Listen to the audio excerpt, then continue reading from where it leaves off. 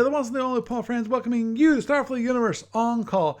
And tonight we've got Gary, we've got Dave. Barry is off sleeping because he was tired, which is fine because Lord knows there are some topics that he's not nearly as interested in that I am, and I know Gary is interested in. And tonight's topic is Federation Commander. It's a wonderful game, and actually one of the reasons why I definitely piquing my interest as of late is because I have been working with Steve Cole lately. It was it's funny. The original idea of why I contacted Steve Cole is because I wanted to add Andromedan support into the the FedCom Online client, so people could play the Andromedans. And well, okay, I'm being a little selfish. I wanted to play Andromedans. And to do that, yeah, I can work on the systems, I work on behind things, but until I actually have ship cards, so I actually can interact with them in the online client, it's all pointless. I can't do much. So I went, hey, Steve, can you do a favor for me? Can you just send me a few cards? The main one, I mainly need this one and this one. But because I know you're busy and all that, so that after that I'll be fine. Well, that just started something with Steve, because he sent me the Andromedans and then he just kept going. So we're catching up on things that were missed the first time around. The first time things were added to the library, and right now he asked me, do you want the X ships? I went, sure, why not? So that's another thing I'm gonna be working on this probably this week, and now that's one of the topics that we will be discussing tonight, which actually is the X ships rules when it comes to Federation Commander. Because to be honest, I totally forgot that they were added on Captain's Log number 53. Gary just pointed out in the pre-show that they were added, and that as something be just fit nicely into the Federation Commander discussion, because obviously in addition to X ships and Federation Commander, we can talk about the rules, how they overall work. Obviously, I've discussed this topic before, but it's been many years since then, so I figured it's also a good time to revisit it. Obviously, one of the things I'll probably talk about is maybe the Andromeda rules some. But overall, we'll have a nice discussion about Federation Commander. It's a nice gaming system. It's much more simplified than SFB. In theory, Federation Commander initially was designed to be a faster SFB. Still same systems. Overall same feel as SFB. Simplified to a certain degree, but it's its own game, so it's not FedCom is not SFB, and SFB is not FedCom, and Lord knows there's definitely some rules that internally applies, and Lord knows when the FedCom first came out. Just to give you a little historical context, when Federation Commander first came out, there was a discussion back in that day about porting some of those Federation Commander rules back to SFB. For example, the whole idea of we have what's called a strategic a tactic called Kaufman retrograde. The only way this is even at all possible is because the cost of moving going forward is the same cost as going backwards. Now, that changes in Federation Commander in that it's double. And that's one of those rules that people are talking about going back and saying, that's something we should do. And add that, put that into SFB. Another one, I don't remember if we did discuss, this was discussed, but obviously one of those things that could have been discussed, I don't remember it, but the reverse movement ones when I definitely remember explicitly. Is, of course, shield reinforcement. What's the big thing with shield reinforcement SFB? If you stop all that power of the ship, you can put that towards reinforcement. And then you can just put this one, and then of course there's the tact. You can do tacking in SFB, which tacks are done after everybody else moves. So basically, you start a castle, you are in a really good defensive position. Problem with that is you're a really good defensive position where you can just sit there and it's called star castling. And if any of you people are old enough to remember the video game called Star Castle, which I really liked Star Castle. It's a vector-based game where what in the middle of the board was a ship, and there were two rotating shields. You knock down one of the panels of the shield, and it kept on going around. The idea is that you knock out one from the outer layer and one from the inner layer, or at least maybe some from out. The idea is to get a shot from the outside all the way to the inside, and to do that, you have to knock out a few panels on the outside, or possibly you can as good as one, and then you have to knock out an internal, at least one panel, if not more, so then your shot can go all the way through. Now, the issue is that if you let it go too long, the inner shield becomes the outer shield, or if you blow away the whole outer shield, the inner shield becomes the outer shield, and then you have to start over all over again. And at the same time, he's firing out. I'm pretty sure he could fire this massive thing. Would rotate and basically fire at you, and then I'm pretty sure he could fire through its shields. Unlike you, which are trying to get through the Star Castle ship. So that's why when you stop and spin, it's called Star Castling. It's a little bit of history there. But anyway, the whole idea was that with SFB, there was a lot of abuse because of the way the systems worked. And FedCom definitely upended that in the effort to slimline, not slimline, but make things a lot more streamlined. That's what I'm looking for. And hopefully, that was the hope. And unfortunately, that hope did not work. And let me do this. I forgot. Sorry. I just brought up my Twitch. And if you heard that, that was an echo. So, with that in mind, Gary, I know you're quite familiar with Federation Commander, aren't you? Well, in terms of pouring over the rules, I hope so. But I guess one thing I actually wanted to remind again is that in terms of timing, not only do we have the X-Ship rules, the playtest ones in CL53, and now going on to the FedCom Online, but they're now starting to show up on Shapebase too. We've spoken about it in the past about the ships like the Klingon DX and the Sparrowhawk X have gone up, which is ironic because none of those ships actually have playtest ship cards yet. But so I'm hoping that we'll see a few X ships like the GSX, the Advanced Galactic Survey Cruiser, up there. And but time will tell, because I guess a lot of it depends on the scheduling, the Shapeway, in terms of like when the artists are able to assemble each different design or whatever. So right, yeah, which does definitely brings up a topic on its own, which of course with the GSC and the Scouts that are part of Federation Commander, they're very limited given the rules. Special sensors, in SFB, you have electronic warfare, and Scouts are kind of important for electronic warfare. While the special sensor in Federation Commander are much more limited in what they actually can do. So, well, there has been an idea floated around that the rules that you see for Scouts would be relatively basic in quote-unquote vanilla FedCom. And then there's been this rather nebulous concept called Borders of Madness.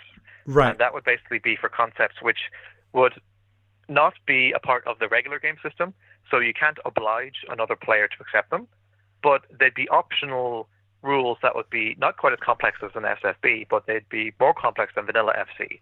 So it's been suggested that in theory, you could do a more in-depth set of sensor rules at that level. And also, you could use the Borders of Madness for things like maulers or for well, it's been. I'm not too sure whether or not fighters are actually going to be Borders of Madness or if they're going to be vanilla FC because I guess there's some people that would want fighters, only the Hydrants to have fighters in the vanilla game, Right. and other people who would want even just because basically the playtest fighter rules they're online actually, I think, in a issue of Communique. There's a bunch of sample carriers and stuff.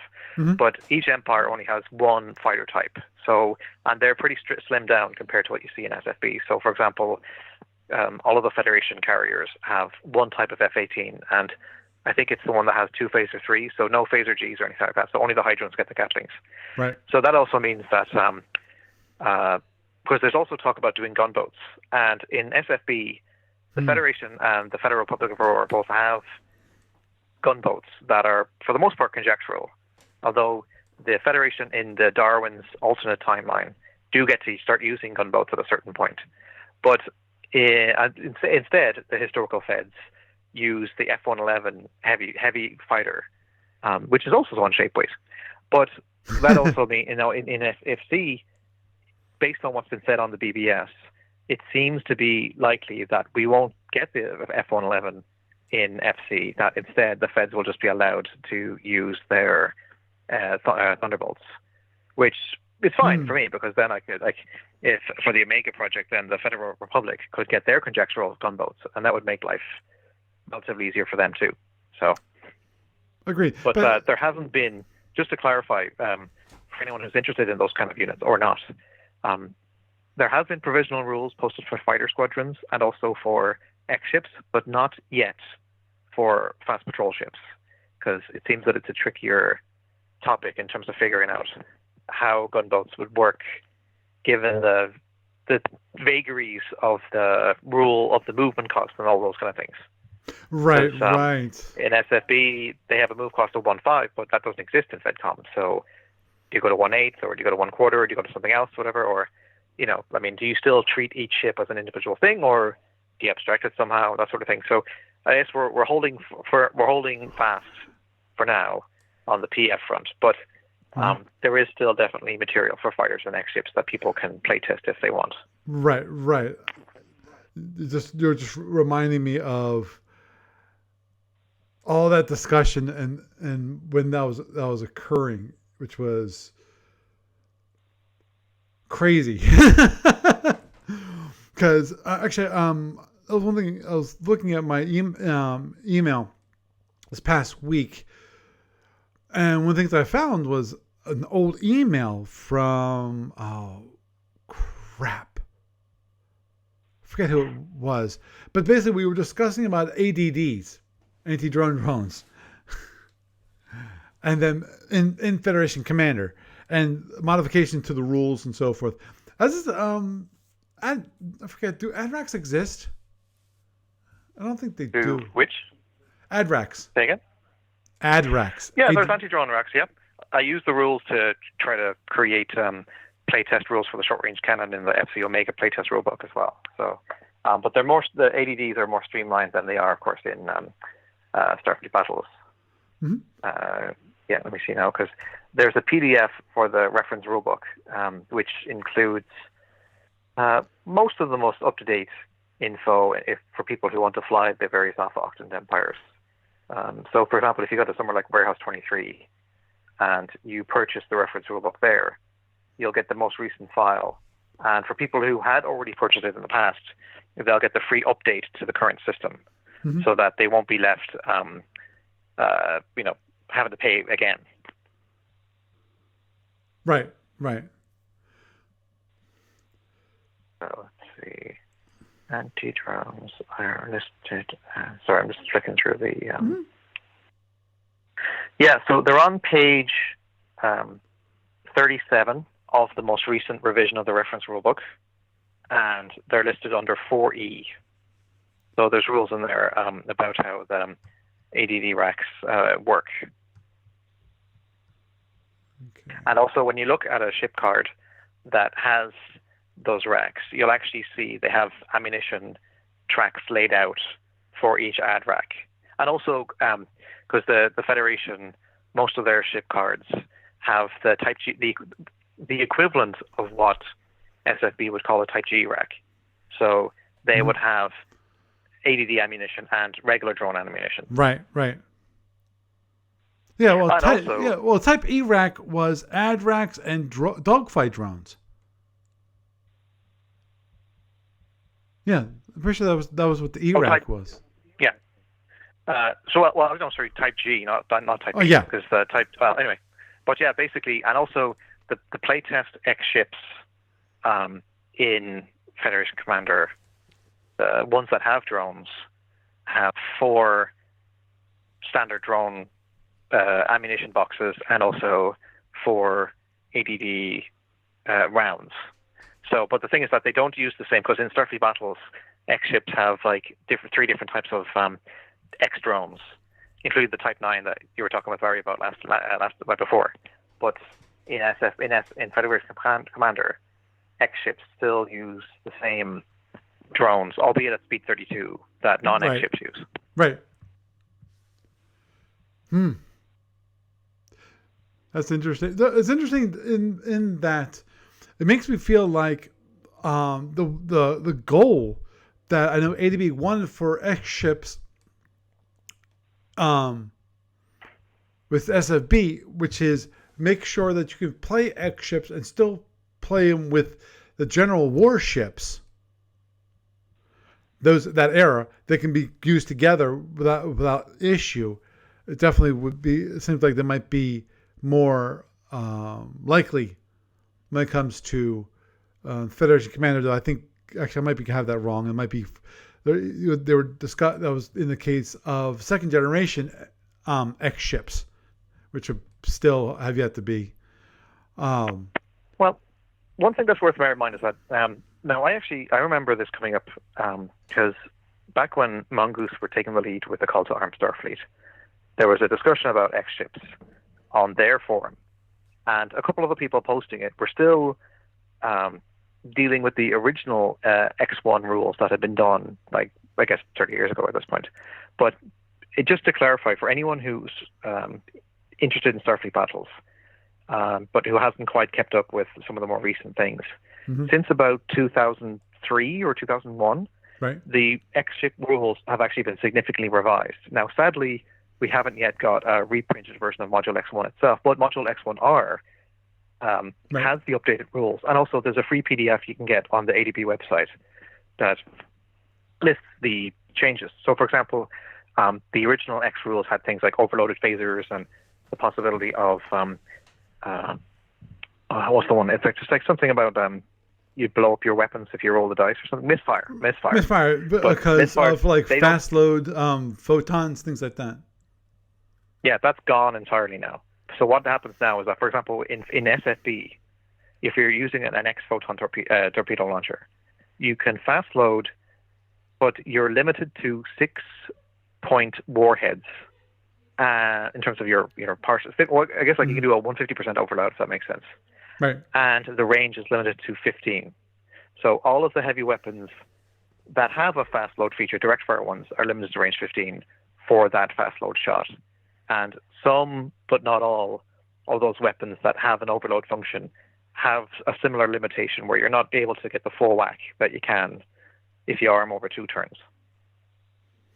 But also the double overload thing, the phaser overload thing is completely gone. So the onus is, I mean, you've still got your X phasers, which are important, but they're not the be all and end all in terms of like you still need to figure out how to use your heavy weapons as well. So that actually plays a role with the X rules that are for playtest and Federation Commander, because I mean they're different again, but they're more akin to the current revised rules in SFB rather than the ones that had been in play previously. Right.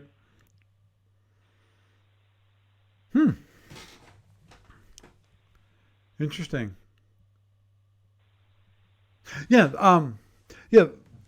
Obviously, for those who are not familiar with Federation Commander, one of the things, it's a much, if you're familiar with SFB, then Federation Commander is overall not that hard of a leap. The biggest issue usually for people who have moved from SFB to FedCom is movement, and also movement is a big one, and also impulse activity is another one which kind of got us because of, unlike SFB, where you have each and every impulse that you move, you can then have an opportunity to fire or do some kind of activity, whether it's transporters or, as said, fire, launch, shuttles, launch, seeking weapons, things like that.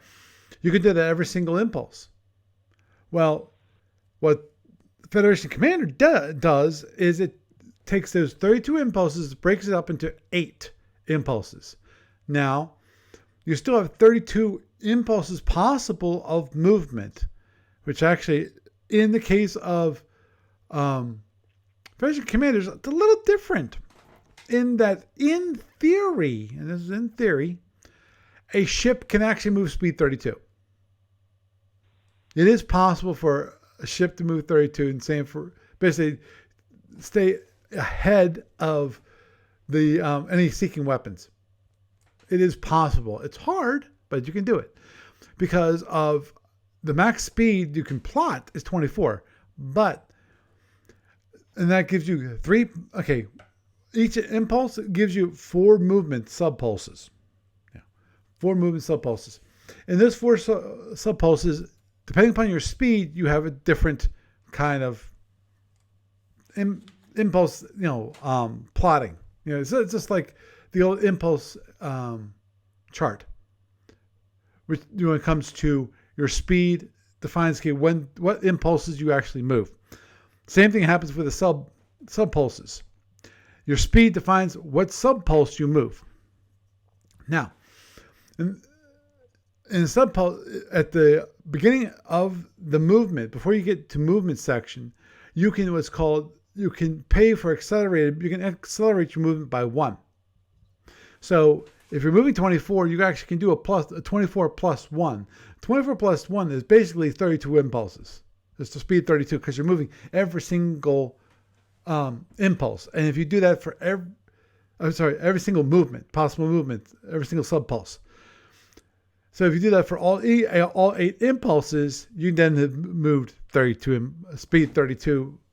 What would be speed 32 in SFB? Now, because of the way there's 8 impulses, what also happens, you only get to have a fire, launch, so forth, every 4 possible movements. This can trip this right here. This can trip SFB players up because of SFB players get so used to free movement and free decision. And that is that for every impulse, you can decide whether you're going to launch then or fire then, or basically do any kind of impulse activity. While in FedCom, you only get that chance once every 4 possible movements. Now, there's another thing that is available in FedCom that's not available in SFB, which is you can cancel movement, which is how the cancel movement in FedCom to me is weird to this day. Because here's the thing. In Federation Commander, you can cancel movement. Now, it's something you can't do in SFB. And that was one of those, when I talked about moving rules back to SFB, that's one of them, which was the idea of actually being able to do an unplotted slow down, a deceleration, by plotting energy to cancel the movement, to decrease your amount of speed. Which is basically what you do in FedCom. FedCom, you can cancel movement. It costs you 1 point of movement. Energy. How much, like if it's a movement costs 1 ship, it's 1 point of energy. If it's a half cost movement ship, it only costs you a half point of energy to do that. Now, in FedCom, if you do that, it's still considered movement. So, as whacked as to me it sounds, and as an SFB player, it still to this day sounds really goofy, which is, in theory, you can move, quote unquote, 5 hexes by canceling 5 times 5 movement along the way, and you can then turn. So what you can do is you can move, like, let's say you do your turn and you move into that 1 hex. Now, if you cancel the next, 4 or 5, depending upon how fast you're going, those movements, so you can turn again, then you can then turn and move again without actually moving forward in that, and on the board, another hex. What? So you can, in theory, almost do a het without paying for a het. Now, that's another thing that's with Federation Commander, which is the whole idea of high energy turns. In SFU, there's a concept of high energy turns, which is normally you have your normal turn mode. For those people who are not familiar with SFB, turn mode means that you have to move a certain number of hexes forward before you can turn the ship based on the speed of the ship. Now, there's something called a turn mode. Turn mode for a ship, A, B, C, D, or whatever. There's a number. You can have E, you can have F. Jeez, I forget. I think there's even a G, which is really bad. But the idea is, the better your turn mode, the more quickly you can change directions. And obviously, also, the slower your speed, the more quickly you can. The less number of hexes you have to move forward before you can actually turn. So let's say, for giggles, Federation Command Cruiser, or even the Test Heavy Cruiser, doesn't matter, either one. They're same. They're basically the same. Moving speed 16, you might take probably 4 movements forward, 1, 2, 3, 4 hexes, or 4 canceled movements in FedCom before you can, after you did that initial turn, then you can turn again. Another 60 degrees. Now, if you're moving speed 8 in that same one, it might only take you probably 2. I think it's 2.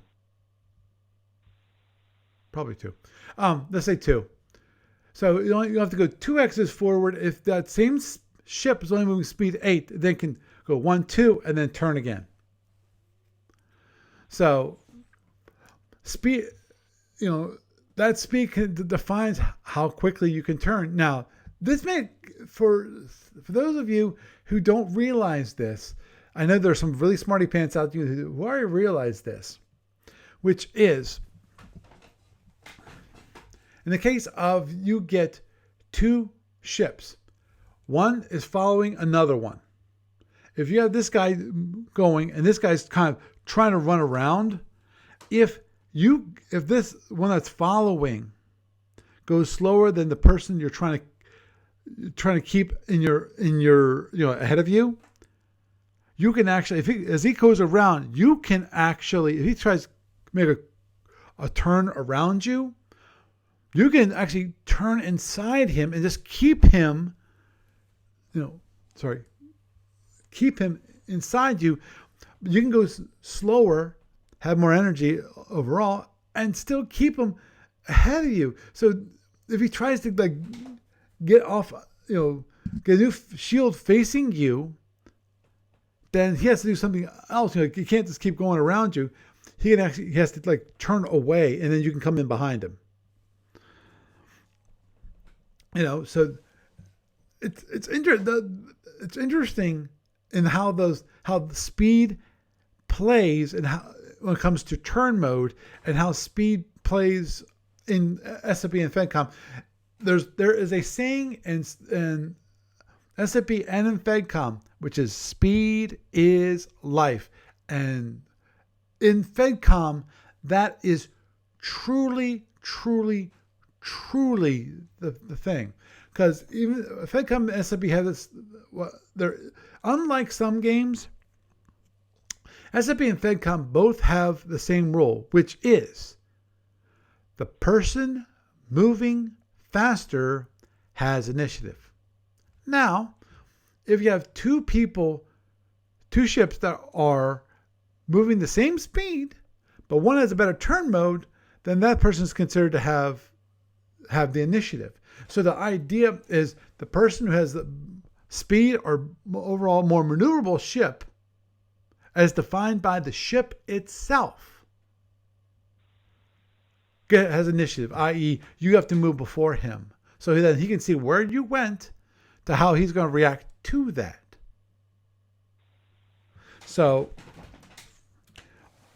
now, there's a big difference when it comes to SFB and FedCom when it comes to shield reinforcement, because shield reinforcement, the number of boxes you actually can reinforce a shield in FedCom is defined by the number of non-disabled batteries that you have available to you. For those who know SFB, destroyed. To be honest, to this day, I'm not quite sure why ADB changed that terminology from destroyed to disabled.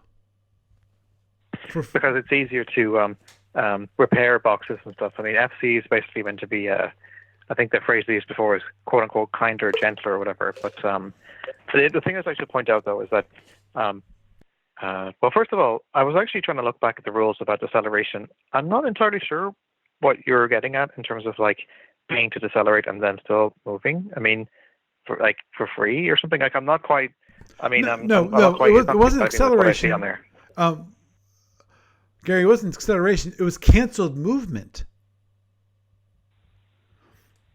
Canceled movement. No, but that's basically the term they used is deceleration. Yeah. Yeah, they don't use they don't use the term deceleration. In the case of SF, there was one thing that one of those rules that they tried to bring back to SFB when FedCom first came out, which is the concept of deceleration, unallocated deceleration. Because that's one thing in SFB you can't do. You can do an unplotted acceleration for a speed change, but you can never do a deceleration from the original plot. While in FedCom, you could cancel movement, which is basically kind of a deceleration because you're not actually moving.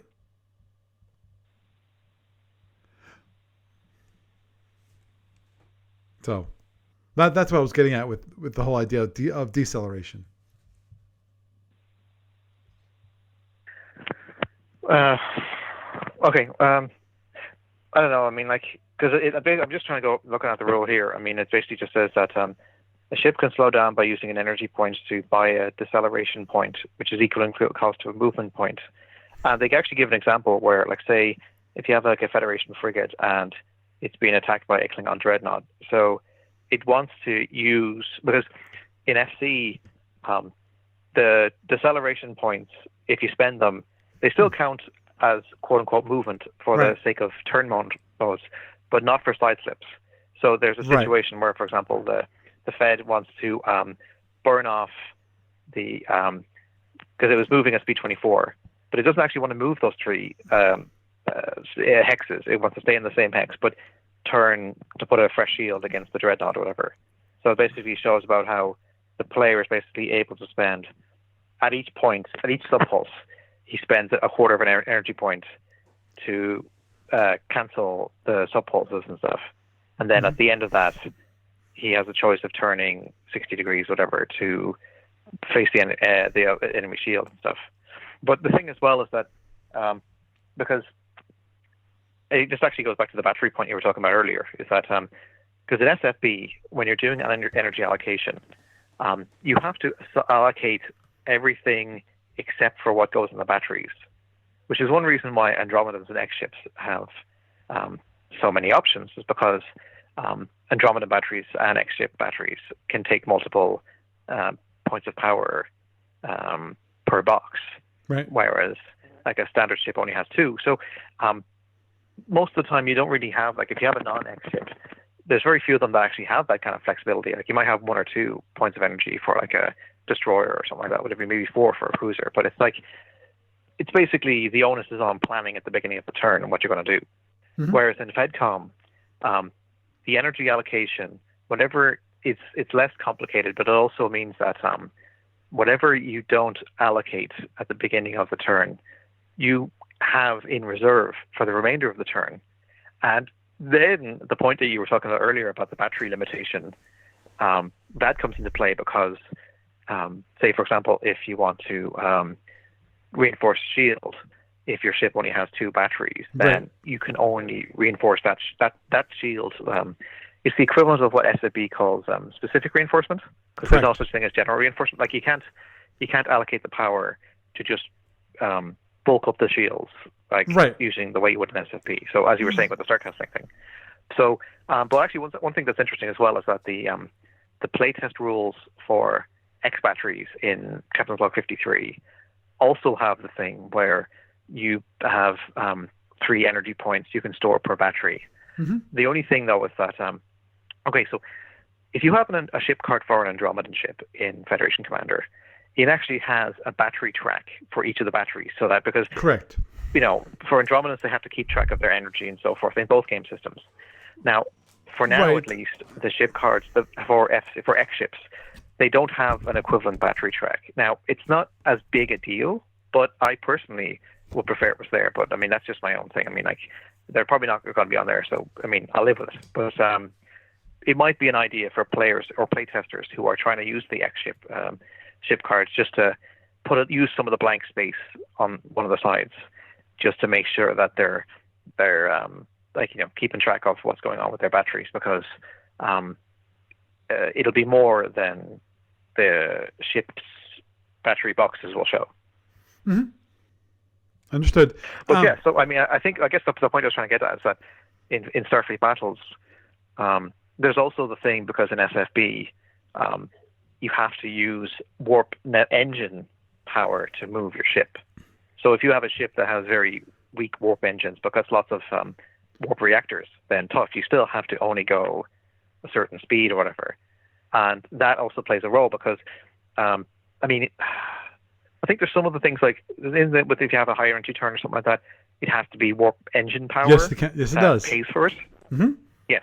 Well, so pay for it, or you can reserve power to do it also. But yes. So in principle, I mean, like it's not going to happen. But I think the thing you were trying to get at in terms of like backfitting some of the rules into SFB is that you would basically, instead of you would, if you had any warp engine power in your batteries, you could then use that to pay to skip a movement point that you would have on the impulse, the movement per impulse chart, whatever that you have like for SFB. Right. I think it was more of. But that would be kind of like, I don't know how. I mean, that would actually be a thing for X ships as well, because imagine if you start a scenario and now first generation X ship batteries can't carry warp power over multiple turns, but if X2 ships could, then that would really be a thing. Because I mean, like it'd be interesting to see what kind of tricks that the X2 ships would have. But even for the first turn, you could basically load up the X batteries with reserve warp power, warp engine power. Mm-hmm. So then, if the FC-ism was in place, you could then try to pick off a couple of individual impulses in terms of movement. Like you pay for each one. So I mean, you're still giving away the battery power, but you're not basically able to get the power back by going slower halfway through the turn. So, but at the same time, it would semi-mimic what's going on over in Federation Commander. Yeah, but agreed. But, so, I mean, I don't think that SCP they were looking for an ability to cancel movement, more of adjust some of the rules because that's how FedCom is simulating mid-turn speed changes by doing the acceleration. Hmm.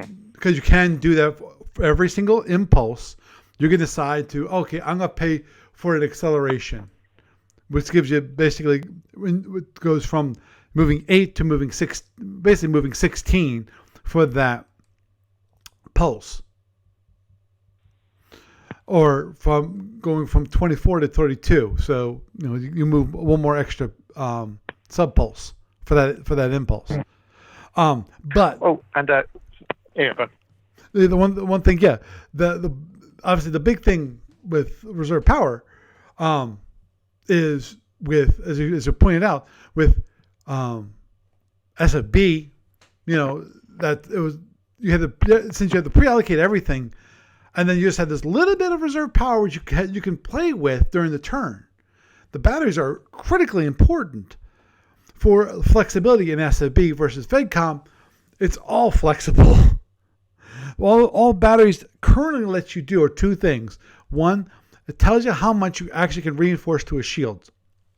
Two, it allows you to take power from the previous turn and bring it forward to the next turn.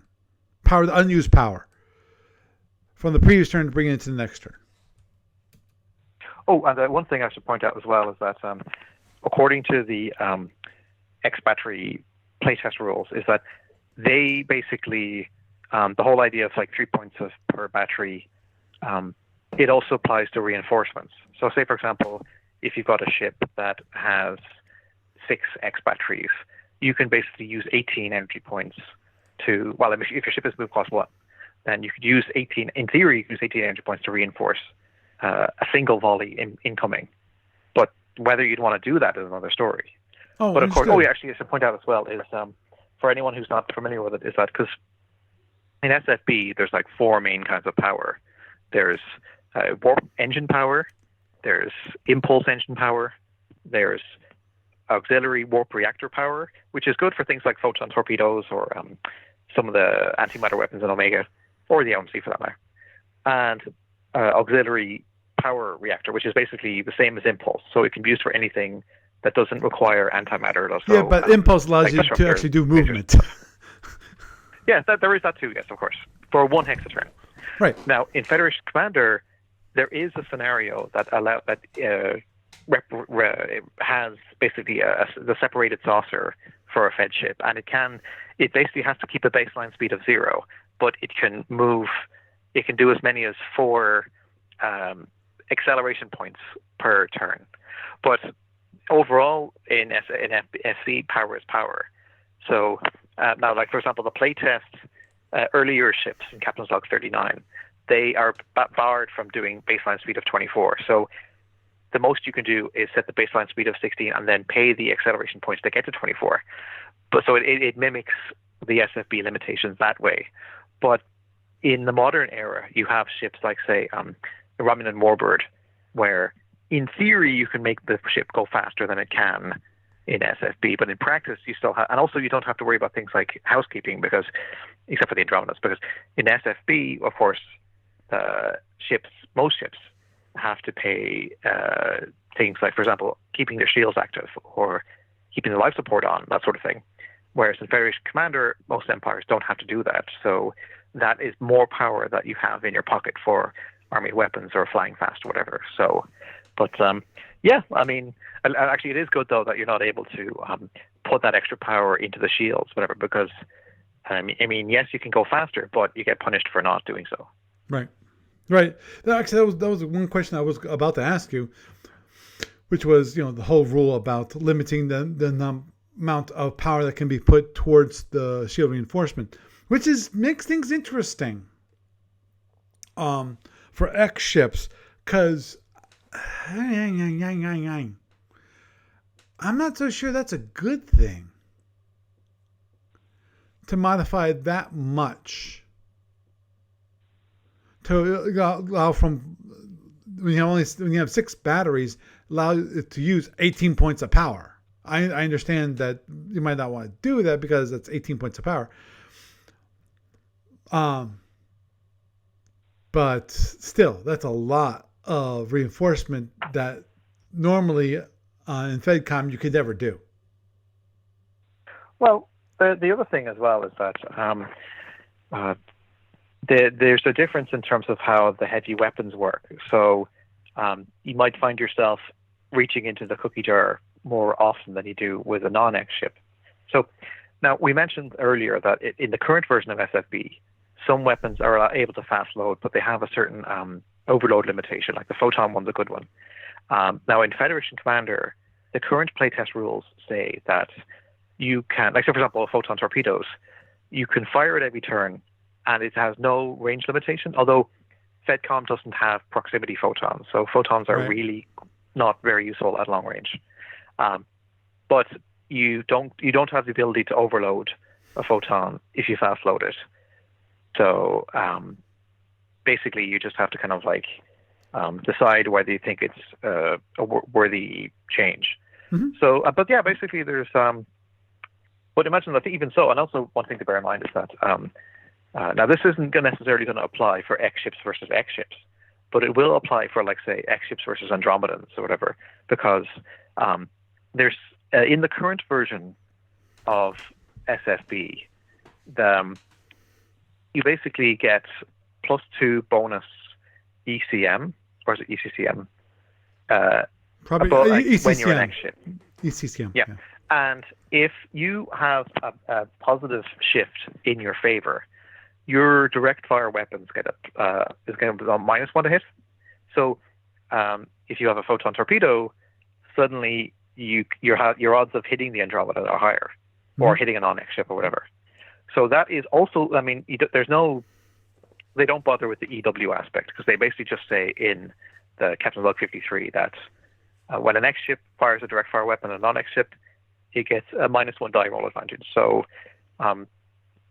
yeah, I mean, like, I guess they say, for example, we're talking about the Andromedans, because, I mean, X ships, that's really what historically in the Alpha often anyway, that's really when they came to the forefront, is during the Andromedan War.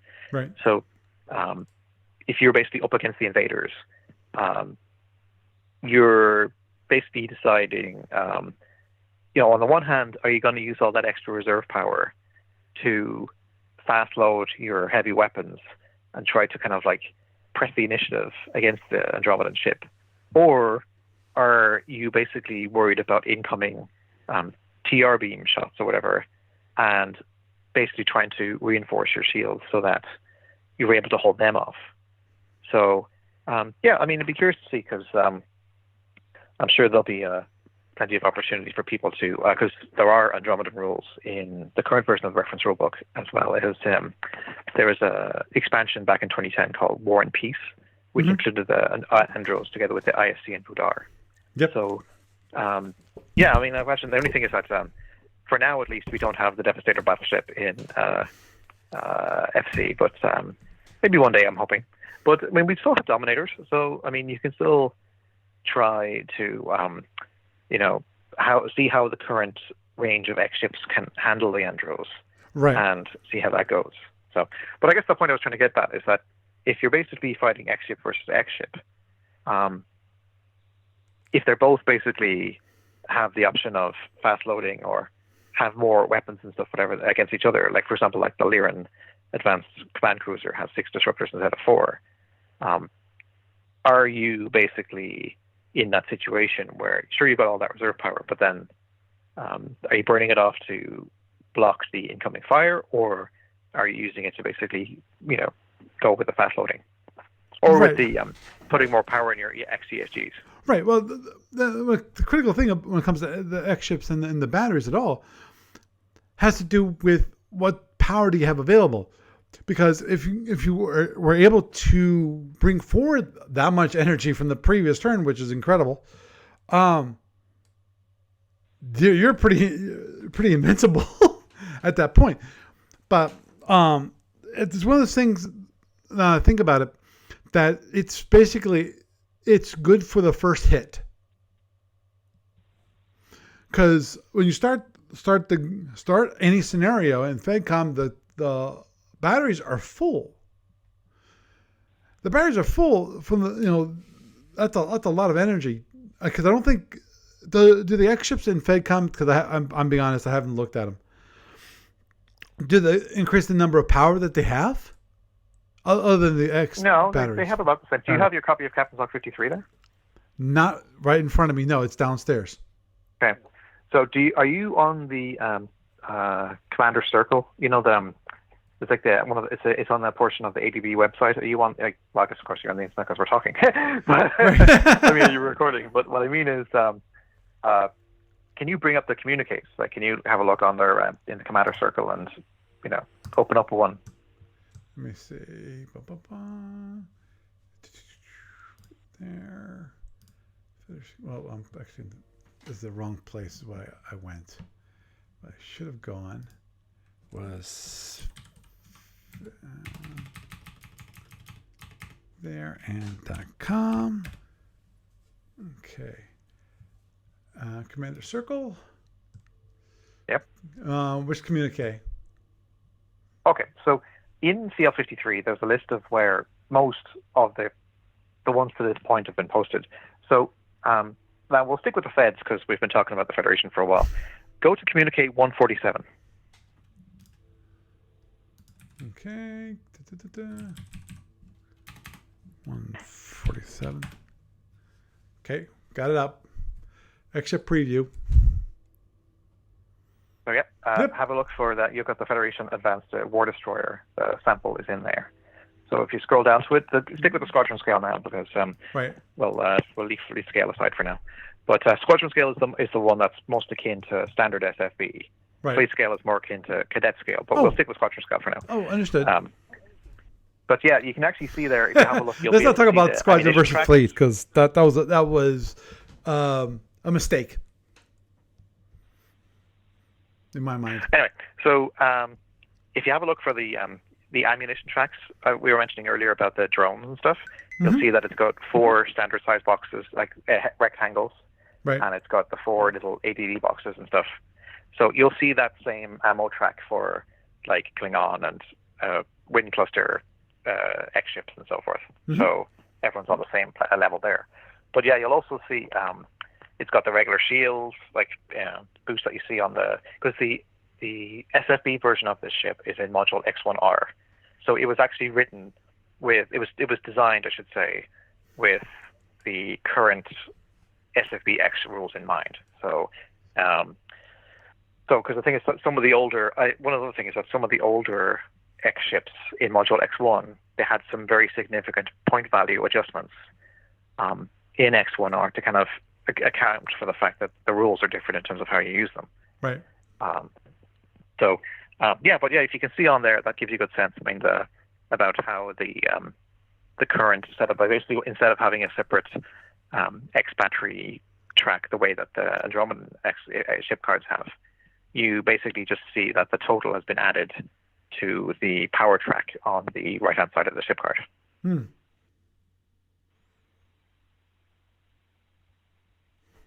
And also, you'll notice if you look at the weapons used for the phasers, you see that there's a little rectangle that's underneath them.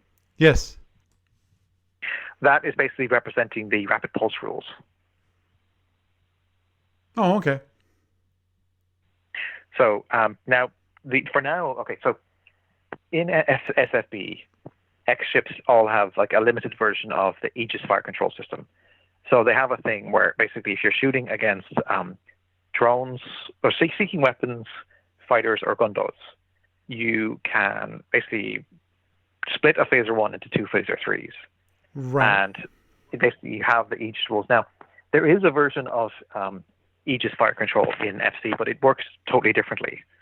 And also, now the X ships don't have it in the current version of the rules. So I guess you could say the X ships are more streamlined than in SFB. But the X phasers still have the option of being split to shoot against seeking weapons or shuttles and stuff.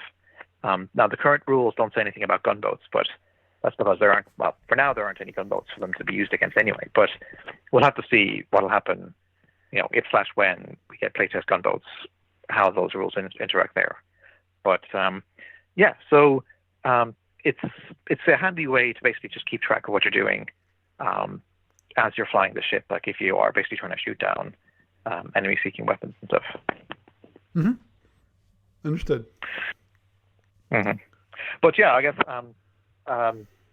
in terms of like whether or not there's too much reserve power in the ships as it is, I guess one handy thing about playtesting is that now that they're now hopefully like that's one of the ships that you have now on FC Online is that might be an opportunity because especially with COVID-19, I mean, there's not a lot of opportunities for people to play face-to-face games of Federation Commander right now. Oh, agreed. Unless they have to live in the same house. But with FC Online, that would be like an opportunity to basically just give these rules a try and see. I mean, are they working out as well as they should, or is it not quite working out with the amount of free power that you already have in FC? Like, is it going a bit overboard or not? Right. That's one thing I'm gonna have to. I might actually have to modify the client a little bit to support some of definitely to support some of the FedCom rules. But I can definitely, at the very least this weekend, I can put the X ship up there, though the rules won't be applied because of the FedCom portion of the client is a lot more rules based. It tries its best to follow the rules of FedCom versus SFB, which is a lot more lax. It's a play tool. It's a gaming tool, so you can play SFB, but it doesn't force you to comply with the rules. While the FedCom is more, okay, these are the rules. This is how you do things. So not that you can't cheat, but it makes it hard for you to not do things correctly. But at the same time, that there's the other end of the spectrum, which runs into issues, which is if I don't get it 100% correct, then it makes it really hard for the player to actually correct for the error in the client. So I think that's why I heard someone mention that the FedCom portion is not as robust as the SFB, which is it's more restrictive. It tries to follow the rules and is a little hard to adjust for when the rules aren't correctly implemented.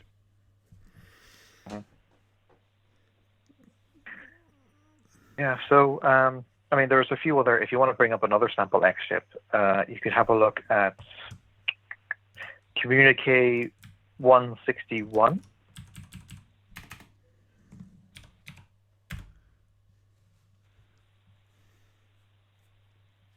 Okay, the Bengal Tiger. Okay, that's a fleet scale. Give me the squadron. Damn. 40 points of warp power, 6 impulse, and 4 reactors. Good bit of power. That's 50 points of power. Dang. And it's usually because modern ESGs can take 5 points of power, and in this case, the X ESGs can take 7. But actually, what's one other thing as well, because for anyone who's listening who's familiar with the Lyrans in SFB, the SFB Lyrans, the ESG, they only get a capacitor refit at a certain point. So if you're playing middle years Lyrans, you have to pay, at the point of use. Right. But the ESG, it creates the circle basically instantaneously, and you choose what distance the circle is from the ship, and then it's like a persistent effect for a certain length of time. Mm-hmm. In FC, it's entirely different. It's literally an expanding sphere of energy. It affects only in the moment it's activated. And right. What it does is that basically it starts off damaging anything that's in the same hex as the Lyran ship, and then moves to the 6 adjacent hexes only. So it doesn't go to 2 or 3 hexes. Right. And that actually is important because in the middle years, because in SFB, usually when you see an SSD, it shows you the refits on the SSD itself. So you can choose yourself what time period you're going to set this big scenario in and which refits are in place. Right. So, for example, if you want to say a Federation CA that has no drones, you can go back to ye olden times when it had no drones. But in FC, there are distinct middle years and modern main era ship cards. So there was a product called Briefing 2, which is available as PDFs as well, where you have the middle years versions of these ships. Right. So, for example, there's a middle years version of the Lyran Tiger heavy cruiser, but because they don't have capacitors, it's actually very pressing compared to SFB, because if you want to put 5 energy points into an ESG, it only works at that moment. So, and also when you're a Lyran ship and you've got disruptors, you've got phasers and stuff, that's also the time that you're basically trying to use that power to use those weapons to shoot at the other guy. So it's much more of a serious issue in terms of actually allocating that power. So Lyrans in the modern era have it much easier because the FC version of the ESG has a capacitor system, so you can store the energy in the ESG before you use it. Right. So that's one thing I like. I think it's interesting as well, because I think it'd be pretty cool if there was an alternate firing mode for the ESG and X2 that worked like the FC version of the ASG, because I think that would definitely that would give the Lyrans in the X2 era a little bit extra character. But so as to avoid panic, you would still allow ESGs in X2 to work like a traditional SFB ESG. So it wouldn't take over the function. It would be an additional option. Right. That's my own personal preference anyway. Mm-hmm. Understood. Yeah. I think there's quite a few people that actually can't wait for the X2.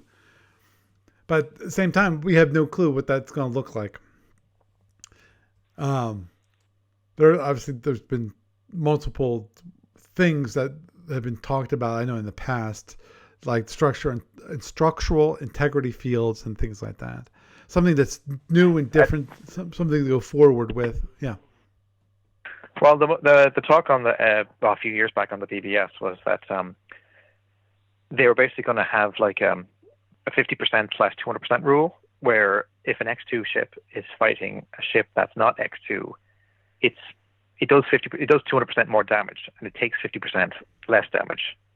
But I guess what you would do then is that, because like if you look at if you have the ship card in front of you there for the Lyran CCX, its shields are already about a third as strong as those on a non-X Lyran command cruiser. Correct. It already has like 20 bucks nacelles rather than 15 bucks nacelles. So if you didn't have some sort of modifier, then what would you do if you started having cruisers that had a third again as many boxes and stupidly big engines and stuff? But at the same time, Gary, there is the one other possibility which I haven't heard anyone mention. It's possible, my husband mentioned, but the whole idea of the X ship's batteries, that is one box of warp actually produces like 3 points of warp. So I don't know about that, but there is if it buried in the reference rulebook, the SFB master rulebook, there is like a suggestion now, whether or not it'll remain true when X2 comes out, but there's a suggestion that X2 batteries take 5 points of power and they can reserve warp power over multiple turns. Right. So, but what I was trying to get at is that if you introduce this concept of 50% / 200%, you can then create an SSD or a ship card for an X2 ship that when you're fighting another X2 ship, it actually works relatively reasonably. Like you're not basically, It's not like having 2 dreadnoughts fight each other all the time. It's actually 2 cruisers or 2 destroyers, whatever. Right. But you're still accounting for its historical betterness compared to older ships. Superiority, yeah. So, yeah, that's basically kind of like, but I mean, there's a lot of argument about whether that's going to happen or not. So we'll have to wait and see. Anyway, also, one other thing I should say is that for anyone who's wondering what the hell an X ship is, the modern main era of both Starfleet Battleship and Federation Commander is of course based on the original series and the Starfleet Technical Manual. So the standard technology is what you'd see on a Constitution class or a Klingon D7 or whatever. Right. So first generation X ships represent new, more advanced technologies with new types of minerals that have to be mined, because like in F&E, you have to basically create a whole new resource stream to get those X components. So you basically you can input this X technology onto an older ship, but there's a limit. Like you can't do an X dreadnought, for example, and there's like only so far the ships can go. So, for example, that Lyran ship you're looking at right now, that's about as good as the Lyrans could do with first generation X technology. So with X2, that's basically going to be about 25 years afterwards. They're going to be the first ships built entirely from the keel up to incorporate this new X technology. And that's what's going to make them more, integrated as a whole, design-wise. So I guess if you go back in time to the early years, it's like how some of the early ships, like the Terran light cruiser, there was a warp refitted version of it where they slapped on a few tactical warp engines and the ship could go faster and it can use weapons like photons and stuff. But it wasn't until the subsequent generation of ships that were built for tactical warp that the whole thing started to kind of come together and build towards the kind of the Constitution design that we are familiar with. Right. So, understood. that's one of the really cool things about both SFB and FC is that there is that sense of design evolution and that it's laid out clearly and that, it has that luxury compared to the franchise in terms of being able to, say this is how you get between one or the other and this is how they interact and stuff. Because, there is technological progression in the franchise, but because anything that's in print is not canon, it has to be spelled out for you on screen. If it's not like retconned by something that's happens in a later TV series or whatever. Right. So, which is always harder to... Well, with ADB, that's always the issue, that they have to make sure that they don't even look like the later TV series because of they have not licensed those ships. So, which brings up obviously the whole thing when it comes to X2, which is what will the miniatures look like? Well, it's good that we have Shapeways now because I think that gives us if you look at creating them makes if you look at Will McCammon's work on the CX, the Federation X ship, and the Klingon DX, they look they basically look like if somebody took the original series ships and not following the motion picture went an entirely different direction, but the onus was to try and show this is basically the next design evolution, but using the same hull. Understood. But the thing is, what is the next leap in design of the ships when it comes to second generation? Will it change even more when it comes to second generation? What would that look like? Of course, we might never find out. Because it doesn't seem like a top priority to get the X2 ships out at the moment when it comes to ADB. And that's fine. It's their prerogative. It's their company. They have to put out what sells. I totally understand that. And Lord knows if it didn't, if it kept on putting out products that didn't sell, well, then ADB wouldn't be in existence and we'd have a big problem. Because if ADB didn't exist, I don't want to think about licensing at that point.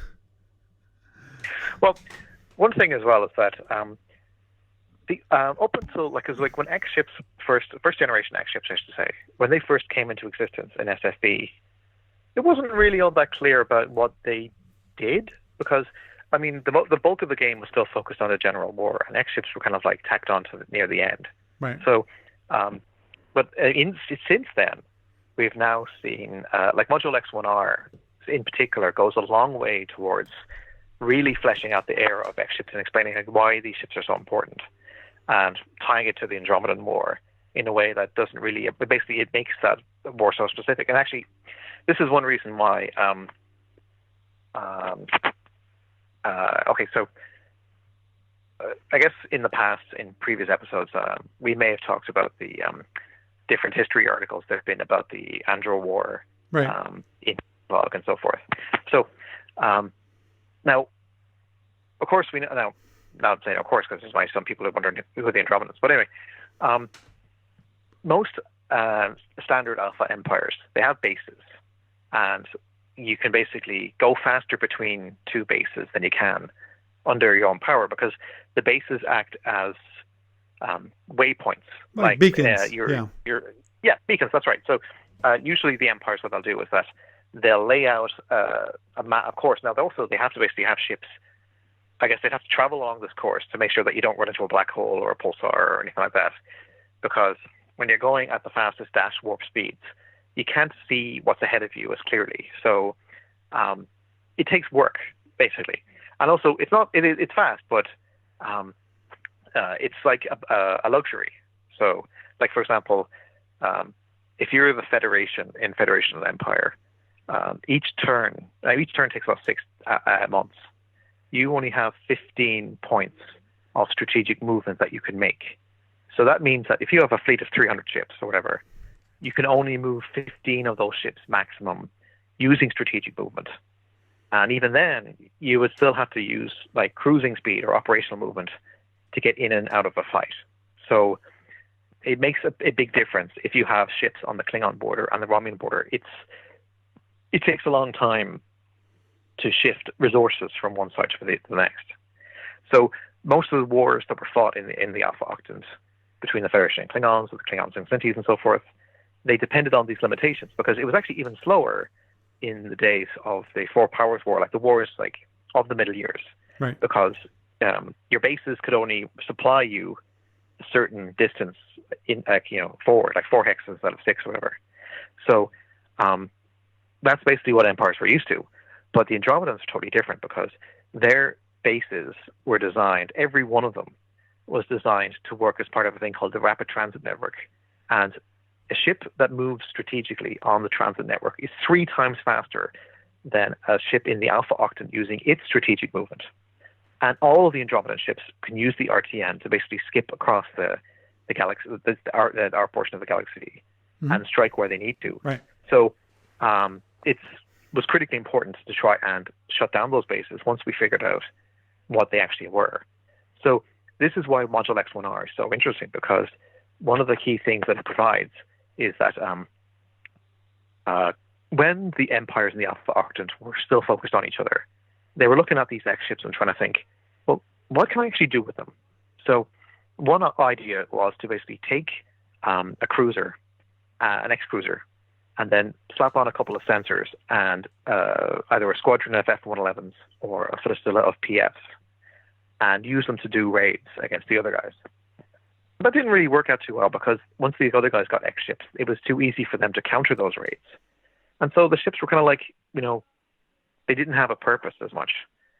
So, for example, the Federation, they did this with the ship called the Colin Powell. It was like looked like a galactic survey cruiser, but it had mech links so you could support 6 F-111 heavy fighters. And at the end of the war, the Starfleet decided that this ship might as well be sent to do actual survey work. So they replaced the F-111s with heavy transport shuttles. So it'd be easier to kind of get, crews down to a new planet's surface to investigate the locals and that sort of thing. So now when the Andromedans started kicking things off, they put the F-111s back in and used the fight. But they were still in the situation where the Andros could show up anywhere, and you weren't always with a squadron, so you had to kind of react rather than act. But then once they figured out what about the X base, the satellite bases, it became critically important to be able to get to the base before the Andromedans could move it and destroy the base before they could reinforce it. Or if the base was too big, that you could basically not get killed long enough so that reinforcements can arrive and help you out. So that is where ships like the Colin Powell or the Advanced Galactic Survey Cruisers or the Romulan, because the Romulans had a couple of Sparrowhawks with Sparrowhawk X's that had E modules, so they could use those as a force multiplier, because when you were searching for an Andromedan base, you had to be by yourself. Otherwise, the sensors got screwed up. So it was imperative that your ship could then accelerate to the base and then start attacking. So Right. it was ships. That was basically one of the reasons why these X-raiders became. They changed the course of history because they were the only ships that could do all three of the things needed to get rid of the Andromedan bases in time, like to try to flatten the curve, as certain health experts are saying, about a real life danger in the present day. Right. So that is actually kind of one of the things that makes the X era so interesting. So I'd really be curious to see is, because I mean, of course, with FC Online and the possibility of playtesting the X ship rules, one of the goals will be, one of the important points will be to have them fight each other and see how that works out. Right. But I really think it would be interesting to not only start getting some of these X-raiders into playtest in FC and do a scenario where you're going after a satellite base or a battle station or whatever, but then also try to see about things like Operation Unity. I mean, like how well that campaign can play out in FC with the X ships in place. Although there isn't, for now, there isn't a ship card for the Desecrator Starbase, so finishing Unity might be a problem. Right. But you see what I'm trying to get at? I understood. But even without the X ships, how many people are actually going to play that kind of campaign to find out, how do they work with the Unity campaign? That's just not that many people play the Unity campaign as it stands, because usually it requires somebody who wants to play the Andromedans, and which is it's a breed which is very in short supply. Well, that's where the FC Andromeda rules come in, because once the client is able to support it, then perhaps it might be a thing to try to make available to people and so forth, because they're much less work than in Starfleet battles, but they are still quite distinct. So it might be more fun for people to basically be the Andromedans in FC. But I guess in the long run, I think what will be really interesting is to see the Andromedans in a call to arms, because I think that game system would be it might be able to handle some of the larger encounters more easily than either SFB or FC. Mm-hmm. Understood. A couple things. Number one,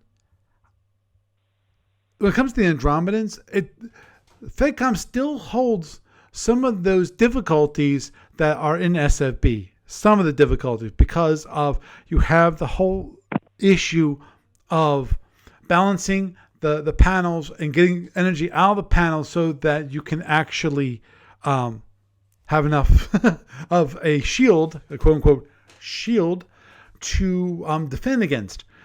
So you still have to worry about the whole transfer of power. And of course, given that for the Andromedans, for the Federation Commander, they do not have the idea of standard and reinforced levels, it makes it even more difficult to do the whole panel dump thing. Now, obviously, the one thing which I think I mentioned last week about the Andromedans, which is kind of unique about FedCom, which is paying for panels. You can basically if you only bring up the front panels, you can only have to pay when it comes to the energy cost for the front panels. You don't have to pay for the rear panels, which can be good, but it also can be very bad, because invariably, what's one thing the Andromeda's trying to do? Andromeda's trying to use as much energy as possible to get rid of it from their panels. So that's still a measure of complexity that some people don't want to deal with. Well, the other thing to bear in mind is that in SFB, the Andromedans have to worry about things like degradation, where the ability to store energy in their panels goes down over time, whereas in FC, they don't have that, even against disruptors. Right. But the thing is, the only reason that was even added to the rules at all, because they found out, it was way too powerful if you didn't have some kind of degradation to degrade the ability of the panels to actually absorb damage. Who was it? I think it was Anthony Medici, the original high commander of the Andromedan invaders, for SFB when they had those kind of things back in the day. That he showed how you could actually fly. I think it was a Cobra against a Federation CA and beat it. You know, at least I think that's the way at least I heard about it. I didn't actually see the numbers, so that was, as I said, that's what I think it was in the designer's note with the Doomsday edition that they put out, the Captain's edition. Only people who've been with ADB for that long know when I refer to the Doomsday edition. But anyway, the whole thing with Call to Arms and also Starmada is trying to model that dynamic without modeling that dynamic. Without having, because the thing is with Call to Arms and Starmada, both of them, they don't have, it's not an energy-based system at all. The way that system works is totally different in the way the dynamics of the ships actually work. Well, there is a thing called power drain that they have in a Call to Arms, where if you are doing certain things like arming heavy weapons or whatever, then it basically limits the amount of things that you can otherwise do in terms of like moving your ship or whatever. So I don't know. I mean, we've still a couple of books to go because, like the next book for Call to Arms is supposedly going to introduce Valerans and Hydrons and LDR and stuff. So it might be a while before they get to the Andros. But I don't know. I mean, it won't look the same, of course. But I think that there might be some ways to, look at it in a different way and so forth, whatever. So I don't know. But I guess time will tell on that one. Oh, but I do think that in terms of scale, because it would be a good system to basically break out things like the Devastator battleship, because even in a game like SFB and so forth, I mean, it's a lot to try to get into a scenario. And whereas in something like a Call to Arms, because the thing is based around fleets anyway, you would have more flexibility in terms of getting these bigger ships on the table. Oh, agreed. When you have fleets in mind, obviously one thing that you need to do is abstract out certain parts of those ships. Depends on how much you want to abstract it, really. But on that, so because otherwise and therefore it makes simulating battles a lot easier when it comes to those large fleets versus like SFB. Lord knows, I've played some large fleet battles in SFB, and those will take 8, 9, 10, 12 hours to play out. It's just incredible the amount of time. And of course, just going back to one thing I mentioned earlier, which is the whole idea of FedCom and the fleet scale, this scale, for those who are watching the video, was that, with fleet scale, you actually could play a larger battle in the same amount of time that you could do a squadron battle. That was so wrong. Because of the big issue with it, of course, is that what happens with the fleet scale? It reduces both the shield, it reduces the weapons, it reduces the power, everything by half. So everything is reduced. So you don't reduce the time by reducing basically the weaponry and power of the ship. It keeps the dynamic, the relative dynamic when it comes to offensive and defensive, the same. You really want to decrease fleet battles? That's easy. Decrease the amount of defense. That means... I thought you were going to say decrease the number of impulses. So, no. Like you could have... Because I think that's what cadet scale does. It has only 16 impulses compared to 32 in standard SFB. Well, it depends upon which one you're using. But yeah, you can. It's like 60 or possibly 8. It's been a while since I looked at the cadet training manual. But yeah, the number of impulses are. Because I could definitely see a fleet scale version of FC that used maybe 4 impulses instead of 8, and the onus, because I think it wouldn't be quite as going as far as a call to arms, which only has like 1 firing opportunity per turn, but it would still be a way to kind of head in that direction. Right. Well, so. Okay. If you want to go there, we'll go there. And that is that, in my mind, you want to speed up. Okay, obviously the one thing, easy way to speed up things is decrease the defense, so that the offense can basically blast through and blow up ships a lot quicker. That's one way to quickly resolve fleet battles. Obviously, the dynamics of those ships changes greatly by doing that. Okay, but the other one, which is I really feel deep down in my heart, would help speed up combat. Pre-plotted movement. If you want to go to the 4 impulses per turn, that means 8 sub impulses. That means for every impulse, for all the movement, it's pre-plotted. There's no decisions. You just pre-plot. Okay, I'm going to move here, here, here, here. You guess or you don't guess right. That's it. And if you don't guess right, you don't guess right. Everyone makes the mistake.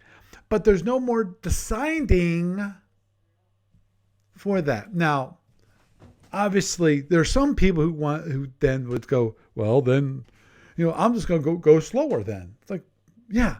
But the person who can outguess you and move faster will beat you. So that's why I think in my mind, pre-plotted movement is a way to speed up play, and I've always loved pre-plotted movement. That's one of the reasons why I was drawn into Starmada. Was the first time I ever played it, we used pre-plotted movement. Okay, here's the movement for this turn. Bump, bump, bump, bump, bump, boom. Okay, everyone plots it. Everyone done? Okay, go. And that, in my mind, if you get used to that way of thinking, the game will actually move faster. Because maybe that would work for play by email or something. Yeah, actually, that was one of those things that I was thinking about as for play by email for FedCom.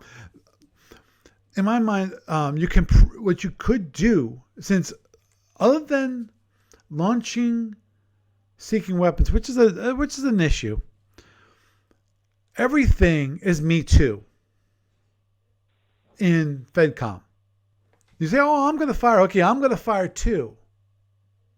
And that's fine. The reason why I bring it up is that the whole idea of using a moderatorless play-by-email game, for like Federation Commander, no moderator. You allow Me Too firing, Me Too launches. You still have to go through each segment. It might take you a little longer when it comes to the different segments of the impulse. But okay, movement's pre-plotted. You get to each segment. Okay, are you going to cancel movement? You do acceleration. Acceleration, yes or no. Okay, you decide then. You announce it. Your opponent knows what's going to happen there. You pre-plot your 4 sub-pulses, or you want to go for 8, go with 8. And then go into the next segment, bump, bump, bump, bump, bump, bump. Defense, fire, launching. I think it's defensive fire, then launching, and then offensive fire. I think, and in there, I forget there's the systems. But you can possibly do it without a moderator. I think it'd be kind of a cool idea to see if that would actually work. It's a new version of FedCom. It'd be interesting to see how that whole thing worked. And if there's anyone out there who would like to play that, feel free to contact me. I would be more than happy to play. Try to play a moderatorless FedCom play-by-email game. So, with that, I think we will wrap it up for this evening. It's already running a little bit later than I really like, because unlike some people, I actually work in the morning. Um, and I apologize for those people who I just offended because they don't have a job, and I'm sorry. I just realized that was a dumb thing to say. I apologize. I'm sorry. But I have to wake up bright and early, like 5 o'clock, and it's already past 11, so it's going to be a very quick nap. So Gary, it was wonderful to have you on and discuss Federation Commander and X ships. Yep, and hopefully more people will get a chance to play test these rules and the other things that are out there to play test for FC. And hopefully this will be a great opportunity to help move the game system forward. Agreed. Okay. Well, you have a good night. Thank you. Okay, bye. So, had a nice long discussion about Federation Commander. Went a little bit different than I expected. Obviously compared a lot with SFB, and also we talked about the X ships quite a bit, both some of the historical context, but also how the differences are when it comes to Federation Commander with X ships. And Lord knows those playtest rules are going to be interesting to see how they all work out, because of the whole idea of the batteries. The amount of reinforced no longer be controlled by the actual number of batteries concerns me. Now, obviously, as I pointed out earlier, which is that will remain to be seen. Also, it's a one-time thing. It's at the very beginning of the game when you have full batteries. Now, obviously, there's the big issue which I just noticed, which is the X ships have a lot more power, so it's possible they might easily be able to recharge those batteries, which makes it really hard for a general warship to fight an X ship, because they have 3 times the amount of reinforcement, possibly on any turn, and at the very least 2 times, because I can easily see them not using up all of their energy each turn and having batteries available every single turn. So with that, I am Paul Franz, and I bid you a good night.